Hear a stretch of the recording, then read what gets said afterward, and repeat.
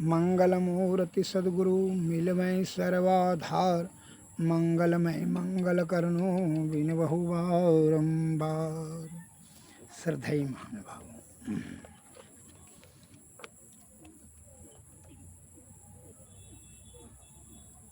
ब्रह्माकारम मनोवृत्ति प्रवाहो अहमकृति विना समप्रज्ञात समाधि स्यात् ध्यानान अभ्यास पर कर सतः, अर्थात जब अहंकार वृत्ति निरुद्ध होकर केवल ब्रह्म आकार में चित्त की वृत्ति होकर रहती है, इसको समय प्रज्ञात समाधि कहते हैं। यह अतिशय ध्यान अभ्यास से होती है। जब अहंकार का जो वृत्ति है वह निरुद्ध होकर केवल ब्रह्माकार में चित्त का वृत्ति होकर रहती है, अर्थात अहंकार छिन्न हो जाता है। और जिसमें अहंकार होगा इसको प्रज्ञात समाधि नहीं कहेगा। जिसका अहंकार वृत्ति निरुद्ध होकर केवल ब्रह्म आकार में ही चित्त वृत्ति होकर रहती है, उसको ही समय प्रज्ञात समाधि कहते हैं। यह अतिशय तीव्र ध्यान अभ्यास से होती है। और जब तक तीव्र ध्यान अभ्यास नहीं करे तो उसको समय प्रज्ञात समाधि नहीं कहेंगे। वह विषय आसक्त होकर वह कभी भी पथभ्रष्ट होगा और अहंकार क्रोध उसको विषय घेर सकता है और घेरता है, जिसके कारण से वह पथभ्रष्ट हो जाता है। मैं एक लघु कथा का दृष्टांत दे रहा हूँ। कौशिक नाम का एक ब्राह्मण थे, ब्रह्मचर्य व्रत पर वे अटल थे। एक दिन वह पेड़ की छाँव में बैठे हुए वेद पाठ कर रहे थे। इतने में उसके सिर पर पंछी ने विष्ठा कर दिया। कौशिक ने ऊपर वृक्ष के ऊपर ऐसे देखा तो देखा कि एक पक्षी है बैठा, उस पर क्रोध किया तो वह जल कर राख हो गया। उसका जो है राख नीचे गिरा, आगिन लग गया उसके शरीर में। बोगला के शरीर में बोगला था। उन्हें बड़ा क्रोध आया। बोगले के मृत शरीर को देखकर ब्राह्मण का मन उद्गिन हो उठा। उन्हें बड़ा पश्चाताप होने लगा। कौशिक बड़े पछताए और एक निर्दोष पंछी मेरे द्वारा मारे गए। क्रोध में आकर मैंने जो भावना की उसने यह क्या अनर्थ कर दिया, यह सोचकर उन्हें बड़ा शोक हुआ। इतने में भिक्षा का समय आ गया और भिक्षाटन के लिए चल पड़े। एक द्वार पर भिक्षा के लिए वह खड़े थे। घर की मालकिन अंदर बर्तन साफ कर रही थी। कौशिक ब्राह्मण ने सोचा कि जो है काम पूरा होने पर इधर ध्यान देगी, किंतु इतने में स्त्री का पति जो किसी काम से बाहर गया हुआ था, खेत पर काम करने लिए वो आया और वह बोला कि मुझे भूख लगा है, जल्दी हमको खाना परोसो। वह स्त्री झट से लोटा पानी बिछावन दी और खाना परोसने लगी और पंखा झेल करके खाना खिलाने लगी। तब तक कौशिक ब्राह्मण उस दरवाजे पर खड़े रहा। जब खिला पिला करके वह जब आई, वह पतिव्रता स्त्री थी।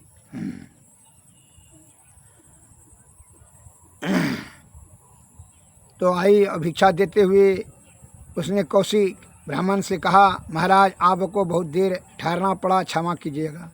स्त्री की अपने प्रति की गई इस लापरवाही के कारण कौशिक के मन में क्रोध हो गया और क्रोध के मारे पहले अग्नि के मालूम पड़ रहे थे। बोल उठे, देवी मुझे और बहुत घरों में जाना पड़ता है, यह तुम्हारे लिए उचित नहीं है जो तुमने इतनी देर कर दी।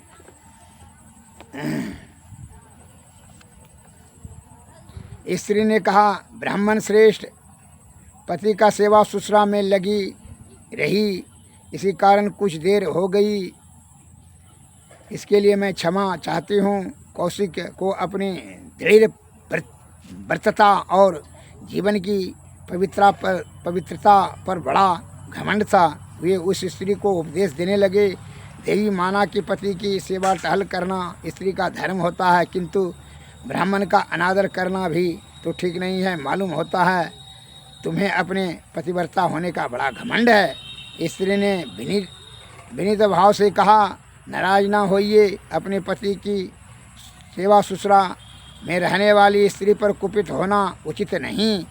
आप से प्रार्थना है कि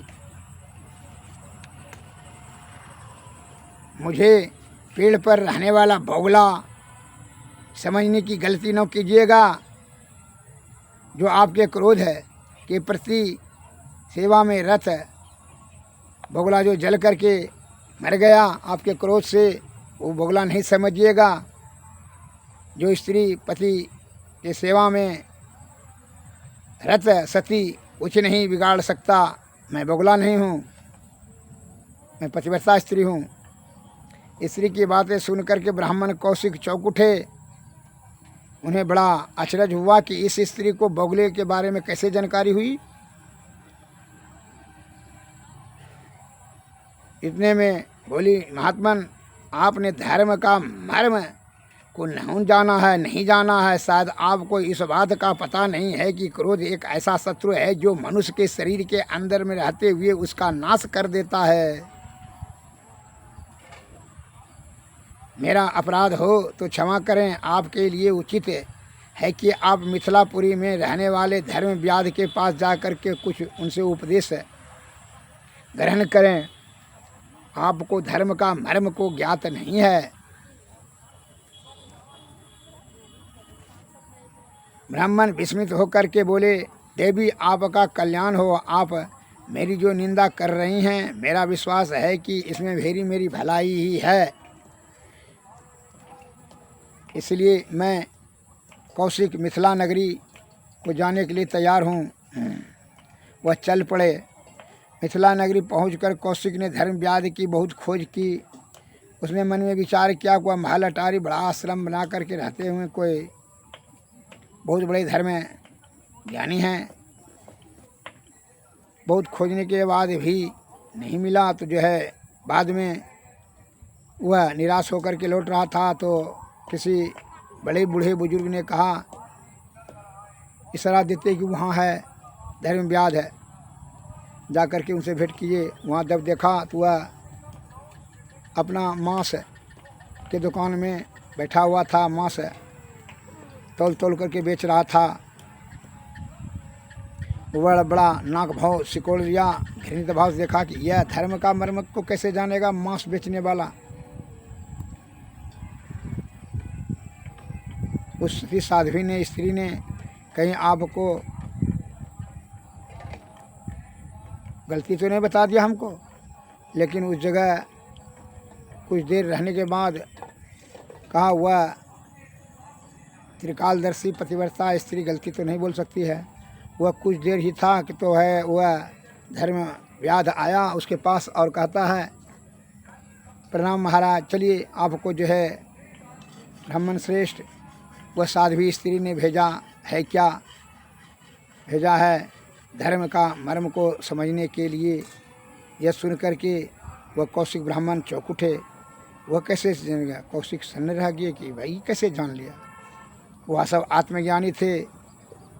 जो आत्मज्ञानी होते हैं उसकी माया समझ लेते, वो त्रिकालदर्शी हो जाते हैं।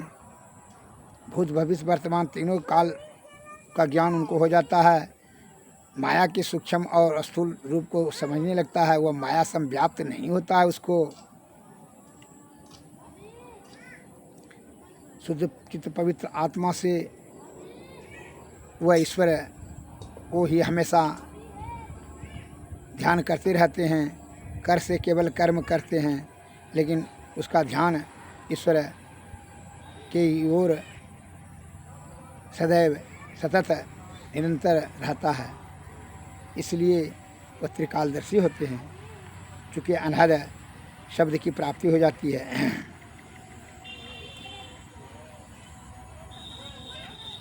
दूसरी बार मैं आपके यहाँ जाने का उद्देश्य जान सकता हूँ। चलिए घर पर पधारिए, आपकी इच्छा पूरी होगी। यह कहकर धर्मव्याध ब्राह्मण को अपने घर ले गया। वहाँ पहुंचकर कौशिक ने धर्मव्याध को अपने माता पिता की बड़ी श्रद्धा के साथ सेवा टहल करते देखा। इससे निवृत्त होकर के कसाई धर्मव्याध ने ब्राह्मण कौशिक को बताया कि जीवन क्या है, कर्म क्या है और मनुष्य का कर्तव्य क्या है। यह उपदेश पाकर कौशिक अपने घर लौट आया और धर्मव्याध के उपदेश के अनुसार अपने माता पिता की सेवा टहल में लग गई, जिनकी की उपदेश करके वे वेद अध्ययन और तपस्या में लगे थे। धर्मव्याध की कथा गीता के उपदेश का ही एक दूसरा रूप है। कोई वस्तु नहीं जिसमें परमात्मा व्याप्त न हो, इसलिए कोई भी काम ऐसा जो ईश्वरीय न हो, समाज के प्रचलित ढांचे के कारण या खास मौका मिलने या न मिलने के कारण अथवा अपनी पहुंच या परिश्रम के कारण भिन्न भिन्न मनुष्य भिन्न भिन्न कामों में लग जाते हैं। इससे ऊंच नीच का या और किसी तरह का प्रश्न ही कहाँ उठ सकता है। किसी भी काम को अपने धर्म से डिगे बगैर करना ही ईश्वर की भक्ति करना है। अर्थात ईश्वर भक्ति करने का मतलब यह नहीं है कि आप आलसी बन जाइए, कर से कर्म करहि विधि नाना, चित राखो जहाँ कृपा निधाना। संत महात्मा लोग बता रहे हैं। और अपने कर्म में कोई फल का भी इच्छा नहीं रखे, ना अहंकार ना कोई आसक्ति। इससे क्या होता है, फिर तब कर्म फल के चक्कर में फंस जाएंगे, फिर आप उसके कारण से अधोगति में पहुंच जाएंगे। इसीलिए संत महात्मा लोग कहते हैं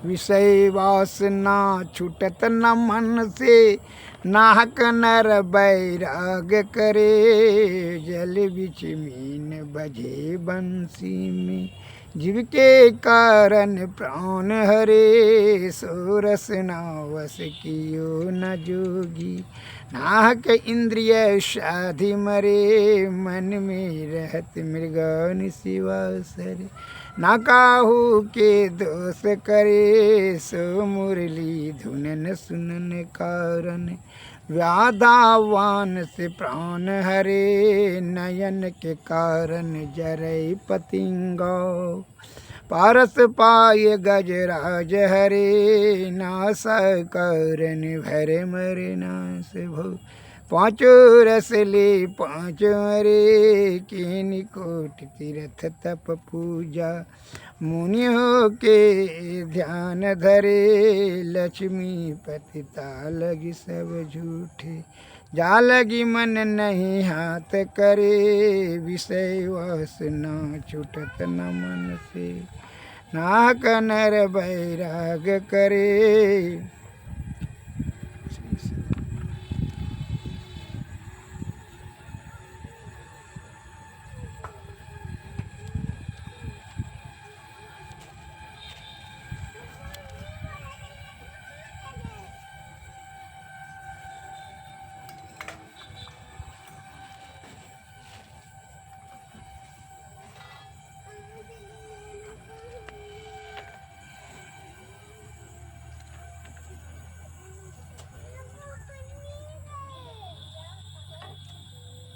गुरु भक्ति की महिमा अपार, निगुरा क्या जानी। गुरु की भक्ति अति है झीनी, जैसे मकड़ी की तार। गुरु भक्ति की महिमा अपार, निगुरा क्या जानी। अब जल नदिया गम बह धरवा, जिसमें 84 की धार। गुरु भक्ति की महिमा अपार निगराय क्या जाने। बिनु गुरु भक्ति परे यम फांसी जम का खाएगा मोर। गुरु की भक्ति कटे यम फांसी जम के मुख पर है चोर। गुरु भक्ति की महिमा अपार निगराय क्या जाने। कहत कबीर सुनो भाई साधु बिन गुरु नहीं निसत। गुरु भक्ति की महिमा अपार गुरु क्या जाने। आरती तन मंदिर में कीजिए दृष्टि जुगल कर सन मुख लीजिए। चमके बिंदु सूक्ष्मयति उज्जल ब्रह्म ज्योति अनुपम लख लीजिए। जगमग जगमग रूप ब्रह्मंडा निरखी निरखी ज्योति धर लीजिए। शब्द सूरत व्यास सरलता कैसार शब्द कही लीजिए। ऐसी जुगति कया गढ़ त्यागी भव भ्रम भेद सकल मल छी। खंडन यारति यह निरमल में ही अमृत रस पीजिए। श्री सद्गुरु नमस्कार करेंगे।